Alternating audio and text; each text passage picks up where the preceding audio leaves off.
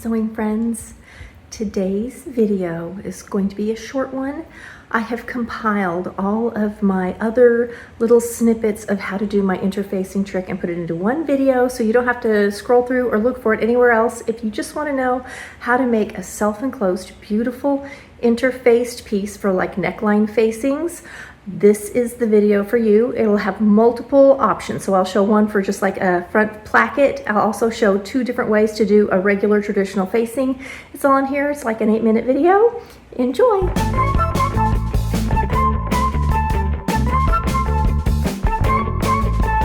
So here's my interfacing.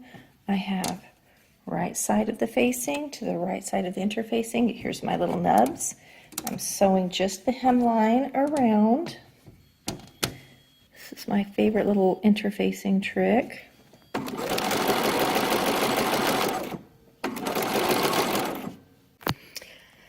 Now you don't necessarily have to do this, but I'm going to because of what I'm working with. I'm trimming away a little bit of the excess of the interfacing just in the seam allowance first, and then I'm going to make a few little clips along this curve because it is one that is wider on the outside than the inside, and I'm turning it to the inside, so I want the little clips to make everything pull in.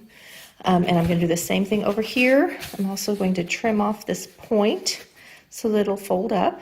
Okay, so now I flipped it around so that here's the sticky side and here is the wrong side, and I'm going to carefully press this down, and now all of these raw seam edges are caught inside the interfacing and the facing, and it'll look like this, and it'll be nice and smooth. I'm doing the same for this side. All right, so here's my back facing. There's this pretty little hemline. This is the wrong side. You can come back if you want to and top stitch this, or you can just leave it like that. Here's my front facing before turning. You see I've trimmed out my little point. And here is the front facing. This is so flat and thin, which will help keep it from shadowing through. Here's the back side of the facing.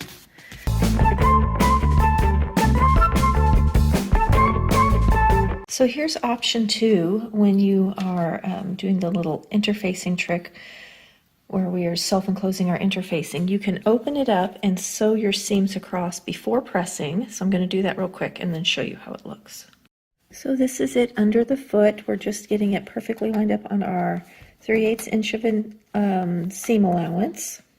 I've sewed up to my seam, and now I'm going to sink my needle and readjust this so that these line up, and then continue my stitching. And I'm not worried if they're off a little bit. This is the interfacing part where we can even it up. Now I haven't done any trimming or grading on the inside yet, so here's the inside. It's round, so it gets nice. So that's what it looks like in there. I'm going to finger press it, and then this will come around and we will press it this way, and you can see how it's finished off perfectly on both sides and ready to go in. So I'm going to go ahead and do the other side and put it in the neckline. Another thing to think about when you're doing this is you can offset or turn your seam allowances going opposite directions, and it just makes it smoother and less bulky right here where all of those seams come together, so that when you flip it around it'll be a lot smoother. Okay, so this is how it looks if we do it that method, and you can see how all the seam allowances are completely enclosed. The edge is perfectly finished. There's no top stitching, though. If you wanted to, you definitely could come around and top stitch this edge. That's, you know, another option for you. So this is how it looks.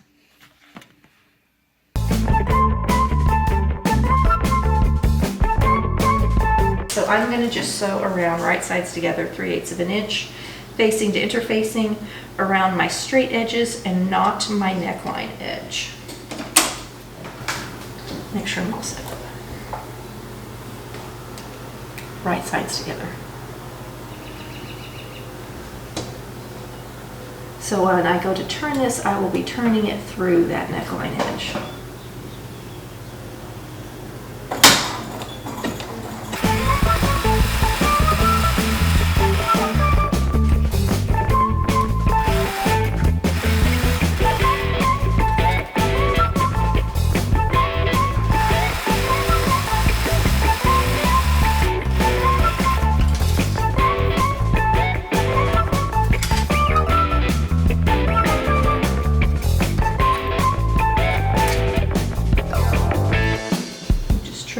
corners and any little edges that stick out.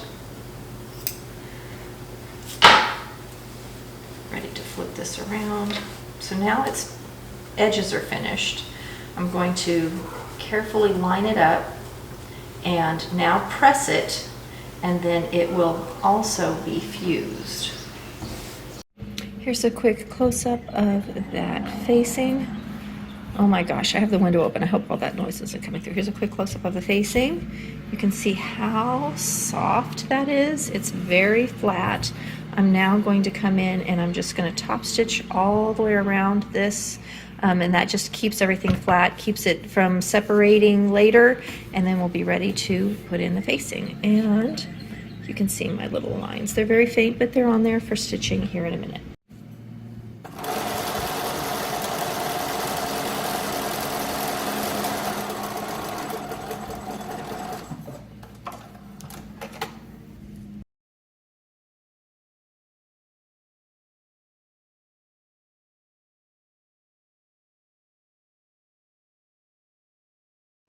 Okay, so why do you want to do it this way? The number one reason is it's just more finished and beautiful than having a serged edge or a turned up and stitched edge.